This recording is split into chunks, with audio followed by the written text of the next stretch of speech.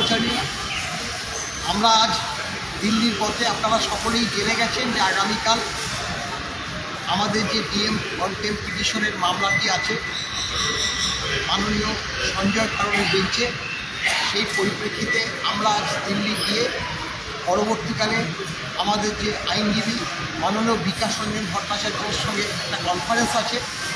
Conference পরবর্তী কী হয় সেটাও নিশ্চয়ই আপনাদেরকে জানাবো। আমাদের সঙ্গে আছে আমাদের যে প্রেসিডেন্ট মাননীয় শ্যামল কুমার মিত্র মহাশয় এবং আমাদের যে আইনজীবী শ্রদ্ধেয় কীর্ত সানিম মহাশয়।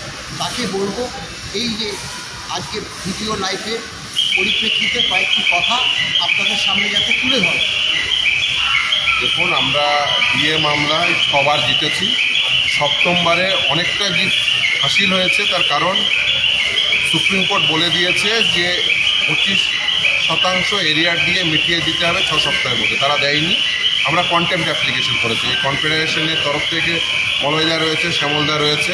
তারা আমাকে বলে যে স্টেপ নিন, 6 সপ্তাহ সময় সম্পূর্ণ হয়ে গেছে। স্টেপ নেওয়া হয়েছে, কন্টেম্প্ট নোটিশ, তারপরে কন্টেম্প্ট অ্যাপ্লিকেশন। সে কন্টেম্প্ট অ্যাপ্লিকেশন কি লিস্টে এসেছে খুব স্বাভাবিকভাবে। কন্টেম্প্ট অ্যাপ্লিকেশন আমাদের যেমন রয়েছে সেরকম মূল মামলাটিও রয়েছে। আমরা আশা করছি যে সুপ্রিম কোর্ট নিশ্চিতভাবে যে কথাটা বলেছেন যে 25% এরিয়া দিয়ে দিতে হবে, কিন্তু আমরা আশা করি যে 100% এরিয়া দিয়েই পাবো। তার কারণ 100% এরিয়া দিয়ে সেটা দিতেই হবে। দিয়ে এআইসিপিআই অনুযায়ী দিতে হবে। সেটা রূপারোল 2009 লেখা আছে। মানে খুব পরিষ্কার, সেটা আমাদের স্ট্যাটুটরি রাইট এবং সরকারের জন্য এটা হচ্ছে স্ট্যাটুটরি অব্লিগেশন। মানে সরকারের স্ট্যাটুটরি অব্লিগেশন পালন করতে বাধ্য। এবং আমরা 6 বার জিতেছি, আমরা 7মবারেও জিতব। কর্মচারীবৃন্দ রয়েছে, কর্মচারী বিদ্যুতের তাদের নেতারা রয়েছেন, কনফেডারেশনের তরফ থেকে মলয়দা, শ্যামলদা রয়েছেন। তারা প্রথম থেকে এই মামলা নিয়ে তারাই মূলত রিসার্চ করে এই মামলা করেছেন, এতদূর নিয়ে এসছেন। আমাকে দিয়ে তারা এত বছর ধরে তারা মামলা করেছেন এবং আমরা তাদের পরিশ্রম দেখেছি।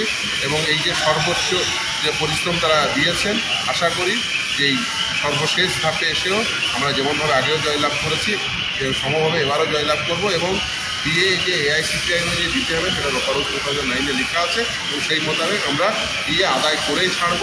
রাজ্য সরকারের কাছ থেকে দিয়ে যেমন করে হোক আদায় করে ছাড়ব। দেখুন, মেহবাজন শামীম তার কথা বলেছে। আমরা 2016 সাল থেকে এই মামলার নিয়ে পড়ে আছি এবং আমরা অত্যন্ত নিশ্চয়তার সঙ্গে আপনাদেরকে এই প্রতিশ্রুতি দিতে চাই যে 2016 সালে আমরা যে কথা বলেছিলাম যে শেষ পর্যন্ত confederation of state government employees আপনাদের সঙ্গে থাকবে, মামলা ছেড়ে যাবে না। আজকেও বলছি এবং আগামী কালকে 4 তারিখের যে কন্টেম্প পিটিশনের হিয়ারিং হতে যাচ্ছে, আমরা চূড়ান্ত আশাবাদী যে সেই হিয়ারিংয়ে মহামান্য সুপ্রিম কোর্ট রাজ্য সরকারের বিরুদ্ধে যথেষ্ট কড়া অবস্থান নেবেন এবং কর্মীপক্ষের জয় নিয়েই আগামীকাল আমরা কলকাতায় ফিরব। নমস্কার, ভালো থাকবেন, সুস্থ থাকবেন।